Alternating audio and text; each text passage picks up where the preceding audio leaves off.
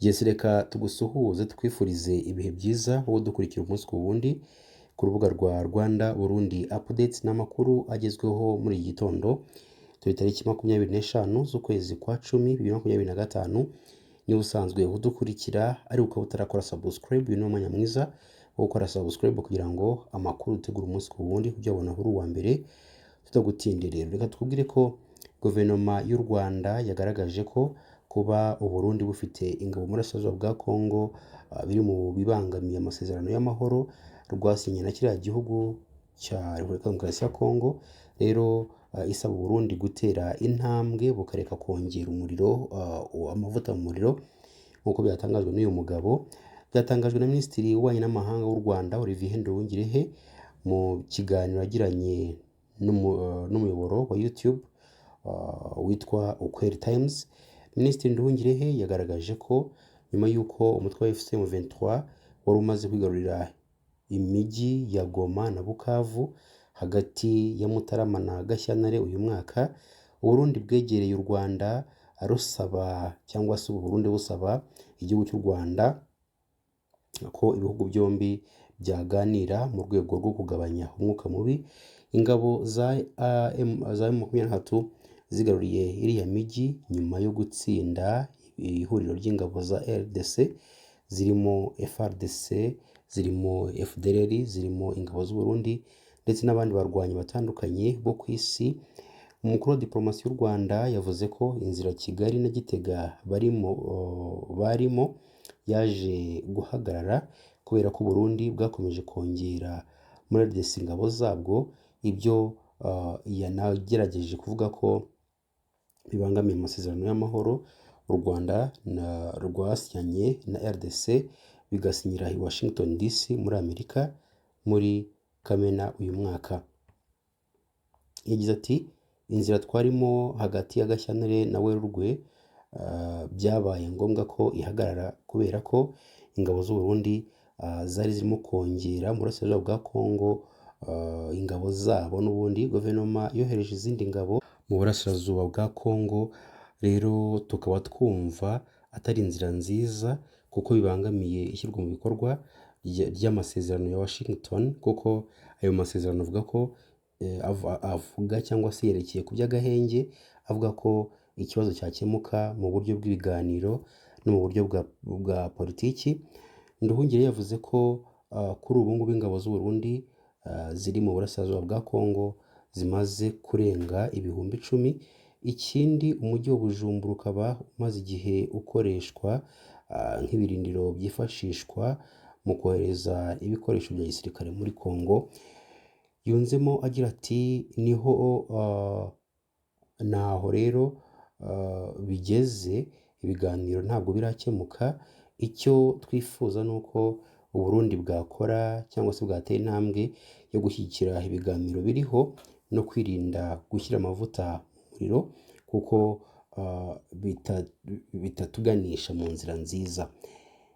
Kubwa Minisitiri Nduhungirehe, kuba ingabo z'u Burundi ziri muri RDC bibangamiye amasezerano ya Washington kuko aya masezerano asaba ko habaho agahenge hanyuma impande zombi zikaganira uko zakemura ibibazo mu buryo bw'ibiganiro.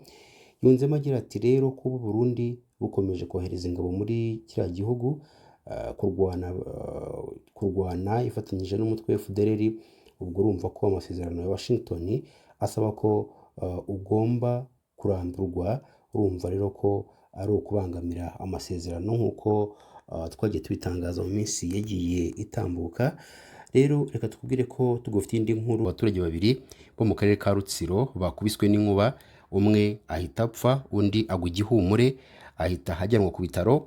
Ibi byabaye ku mugoroba w'ejo ku tariki 23 ukwezi kwa 10 2025 mu murenge wa Gihango mu masaha nyuma ya saa 12 z'umugoroba. Aba bakubiswe n'inkuba barimo umugore w'imyaka 26 aho yari atuye mu kagari ka Kongo Nile ho mu mudugudu wa Kandahura. Undi wakubiswe n'inkuba ni umwana w'imyaka 16 wigaga mu rwunge rw'amashuri rwa Mataba mu mwaka wa mbere w'amashuri yisumbuye.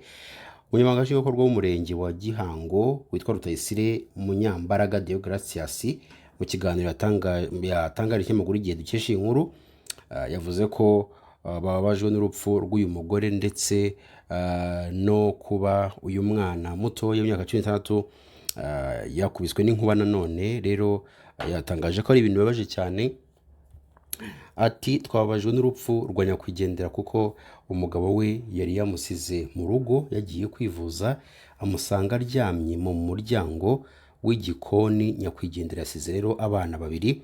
Yongeye agira ati umwana wiga muri GS Mataba yakubiswe n'inkuba agwa igihumure ajyanwa ku kigo nderabuzima cya Kongo Nile, gusa abaganga bakomeje kumukurikirana ndetse kuri ubu ngubu bivugwa ko ashobora kuba agiye gusezererwa.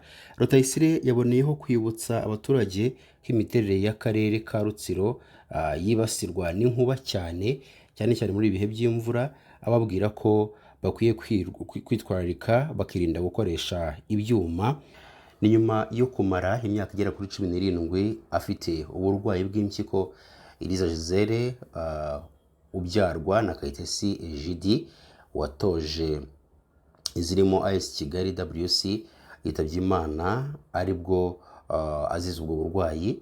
Ku wa mbere tariki 20 Ukwakira 2025 nibwo humvikanye inkuru y'akababaro kuri benshi yavugaga urupfu rwa Iriza Gisele wari umaze igihe afite uburwayi bw'impyiko. Gisele ni izina rizwi mu Rwanda, cyane mu Rwanda rw'imyidagaduro mu Rwanda.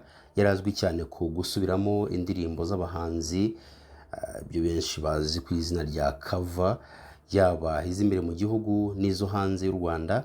Imwe muri izo ndirimbo yitwa Rosa y'umuhanzi Bruce Melody, rero ufite izina rikomeye hano mu Rwanda. Izindi ndirimbo yasubiyemo z'abahanzi zitandukanye b'Abanyarwanda harimo ku migezi ya Israel Mbonyi yitwa Ibyapa ya Platini ndetse na Pucuri ya Okama n'izindi. Ubwo Iriza yari afite imyaka 8 y'amavuko yagize ikibazo cy'uburwayi bw'impyiko. Ababyeyi b'uyu mukobwa batangiye kumwitaho bamuvuza kuva kugeza igihe yitabiye Imana. Nyuma yo gukomeza kurwara muri 2017 nibwo Gisele yahawe impyiko imwe na mama we Kayitesi Egidi. Ni igikorwa cyabereye mu gihugu cy'Ubuhinde ahasanzwe hazwiho ubuvuzi buteye imbere. Nyuma yo guhabwa iyi mpyiko, Iriza yagarukanye na mama we mu rugo mu Rwanda, akomeza kwitabwaho. Uretse kwitabwaho n'abaganga, yari yaranashyizwemo ibyuma byunganira ingingo. Uyu mwana w'umukobwa witabye Imana afite imyaka 25 ishyira 26 yatabarutse yarababajwe cyane n'uburwayi. Nyuma yo guhabwa impyiko na mama we, yageze aho iyi nayo cyangwa se iyo yahawe nayo yangirika, bisaba ko ayikurwamo kugira ngo itangize ibindi byinshi. N'umukobwa ubuzima bwe bwaranzwe no kwihangana. Ibi bishimangirwa n'abavandimwe be ndetse n'inshuti ze za hafi, bavuga ko igihe cyose yabayeho kuva kera afite ubwo burwayi, urumva kuva afite imyaka 8 kugeza 25, Iriza yahoranaga icyizere cyo kuzakira akongera kugira ubuzima bwiza. Nyuma y'uko impyiko yahawe na mama we igize ikibazo kikaba impamvu yo kurwaragurika, ababyeyi be ndetse n'abavandimwe be ntacyo bigeze bamwima, ndetse bakoze ibishoboka byose kugira ngo baramire ubuzima bwe, ariko umunsi iyo wageze nta cyawuhagarika. Amakuru yaje kuba yamenyekana avuga ko ababyeyi be batekereje ikindi cyo gukora kugira ngo Iriza abashe gukira. Habayeho cyangwa se baricaye baganira, bagirana ibiganiro nk'umuryango hagati yabo, ubwo n'ababyeyi na musaza we umukurikira witwa Cyusa, kugira ngo abashe kumuha impyiko ye. Byasabye ko bajya kwa muganga ngo bafate ibipimo ku buzima bwa Cyusa, maze ibisubizo bigaragaza ko impyiko z'aba bombi zihuje nta kibazo ndetse yayimuha. Ariko haza kuvuka ikindi kibazo cy'uko n'uyu musaza we basanze akunda kurwara sinezite isanzwe ifata ibice by'ubuhumekero. Abaganga bababwiye ko kugira ngo umuntu amuhe impyiko bisaba ko nta kindi kibazo na kimwe cy'uburwayi akwiye kuba afite, bityo byatumye uyu mukobwa adahabwa ubwo bufasha. Abaganga bakomoka muri Kenya bagiriye inama uyu muryango cyo gukora cyafasha Iriza, ndetse umuryango urabikurikiza byombi kandi ubishyira mu bikorwa. Muri iki gihe uyu mukobwa yitabyeho Imana, rero yarimo kwitabwaho n'abaganga b'imbere mu gihugu, hanategurwa uburyo yasubizwa mu Buhinde kuvurizwayo, ndetse umuryango wari watangiye no kwegeranya ibisabwa. Mu minsi ishize mbere y'uko yitaba Imana, Iriza yasuwe n'inshuti ze ndetse bagirana ibihe byiza. Yarabaganirije ndetse ubwo batahaga arabaherekeza. Nyuma yo kugaruka mu rugo, uyu mukobwa yagarutse ababara cyane umutwe, ndetse abo mu muryango we baratungurwa bakurikije uko yaherekeje bagenzi bameze. Yakomeje kubwira musaza we ko ariko abara umutwe. Bamugiriye inama yo kuryama akaruhuka, bakomeza kumwitaho ari mu cyumba cye, bamuhaye ikinini kigabanya uburibwe bw'umutwe, ariko bikomeza kuba iyanga. Uko amasaha y'icuma, Iriza yakomeje kubabara, maze musaza we na papa we bafata icyemezo cyo kumujyana kwa muganga we wari usanzwe amwitaho. Icyo gihe yajyanye na murumuna we witwa Bebe. Baragiye babona na muganga, amubwira ko ari kubabara cyane umutwe. Muganga yamwitayeho nk'uko bisanzwe, ariko ko iminota y'icuma uruhande rumwe rw'umubiri rwe ruza kuba pararize. Indwara ya pararize ni uburyo umuntu ashobora kubura ubushobozi bwo gukora mu bice bimwe by'umubiri we, biturutse ku kwangirika k'ubwonko cyangwa utunyangingo two mu rutirigongo. Uyu mukobwa yabibwiye umuganga ko we yumva hari igice cy'umubiri we kitarimo gukora, ariko amusubiza ko biza gushira, ko bishobora kubaho kubera yuko arwaye cyangwa se afite kiriya kibazo cy'uburwayi. Yaratashye, ageze mu rugo, murumuna we ahamagara Cyusa ari we musaza wabo, ngo azamufashe guterura Gisele. Bamukura mu modoka, bamujyana mu nzu, bamugejejeyo, bamujyana mu cyumba cye, ariko ari nako akomeza gutaka umutwe. Nyuma yo gukomeza gutaka ko ababara umutwe, umusaza wigiriye inama yo kubibwira papa wabo, maze babonye bumaze kwira cyane bafata icyemezo cyo kumujyana kwa muganga. Ubwo bamugejeje kwa muganga, yakorewe ibizamini byose ngo hamenyekane impamvu y'uwo mutwe, ndetse n'icyateye kuba hari ibice bye by'umubiri bitagikora. Ibisubizo byaje kwerekana ko hari udutsi tw'ubwonko twe twacitse, akaba ari byo byateye ubwo burwayi bwa pararize.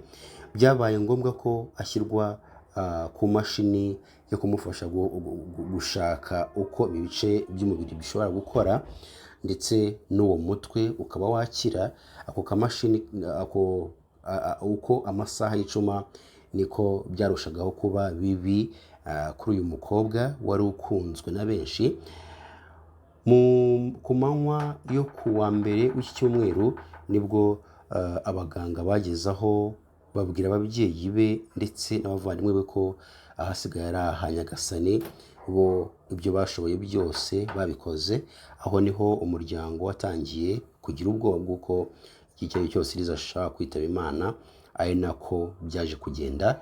Ni umwana wakundwaga na benshi bitewe n'ibyo yakoraga, ariko by'umwihariko mama we Kayitesi akaba ari n'umuntu wabanye na benshi biciye muri siporo amaze igihe. Amakuru avuga ko gushyingura Gisele byari biteganyijwe kuwa gatandatu, n'ejo biteganyijwe kuwa gatandatu tariki 25 Ukwakira 2025, mu gihe ijoro ryo kugaruka mu buzima bwe riteganijwe kuwa gatanu tariki 24 Ukwakira 2025 mu rugo ku Ruyenzi ku muhanda ujya Irunda. Ubwo n'uyu munsi tariki 24.